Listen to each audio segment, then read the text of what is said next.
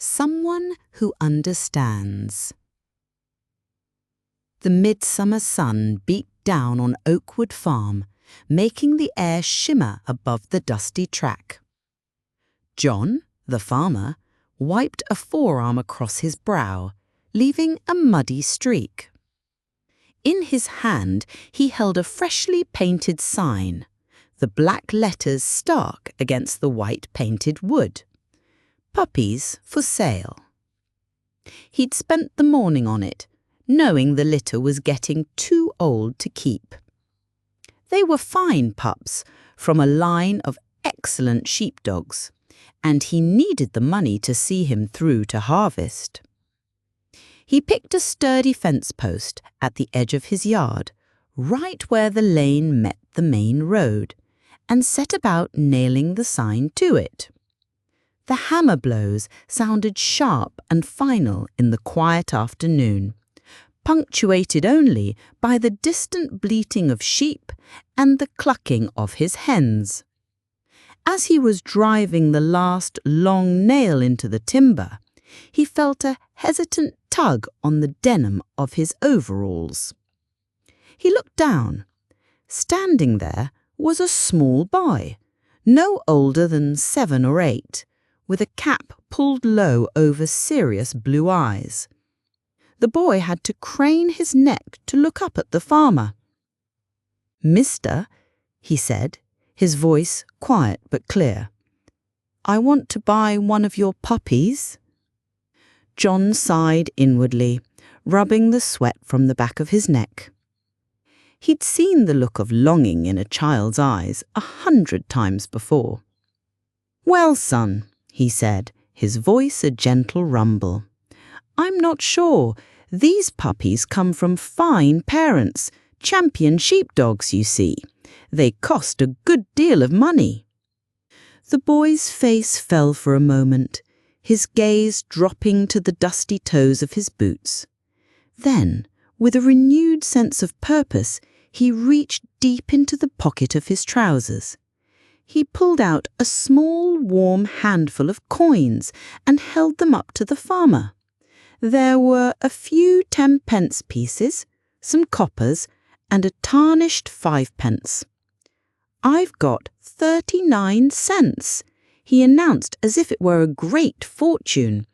"Is that enough to take a look?" A smile touched the corners of John's mouth. He looked from the meagre offering in the boy's palm to the earnest hope in his eyes. "Sure," he said, his gruffness softening. "That'll buy you a look." He let out a sharp whistle. "Here, Dolly," he called out. From the shade of the large timber-built doghouse, a beautiful border collie emerged, trotting happily toward the sound of her master's voice. And behind her, tumbling down the wooden ramp in a wave of black and white, came 4 little balls of fur.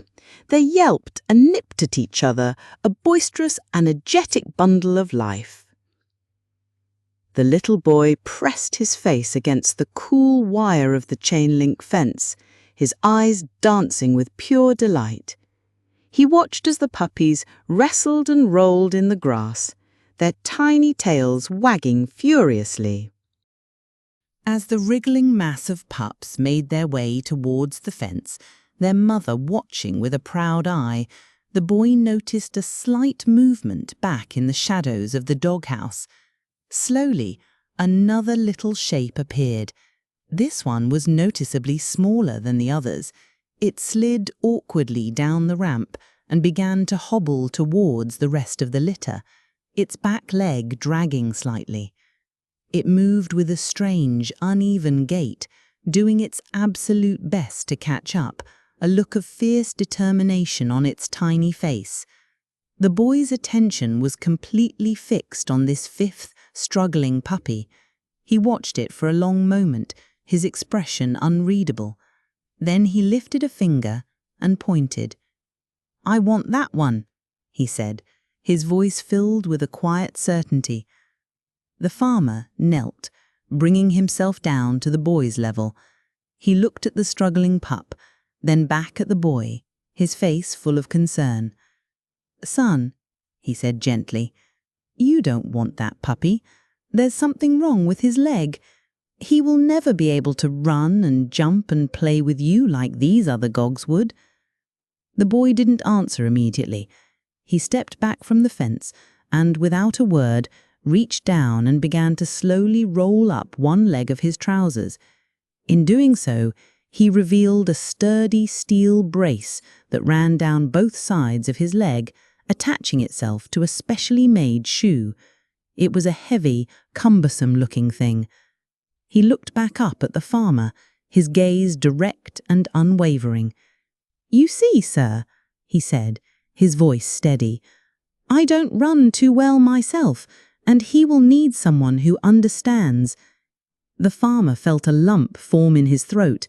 He stared at the boy, at the brace on his leg, and then at the small, determined puppy, and suddenly he understood everything. He reached over the fence, carefully scooped up the little pup, and placed it gently into the boy's waiting arms. "How much?" the boy asked, clutching the warm, wriggling creature to his chest. 39 cents, the farmer said, his voice thick with emotion. "Not a penny more. Because the world is full of people, and creatures great and small, who just need someone who understands."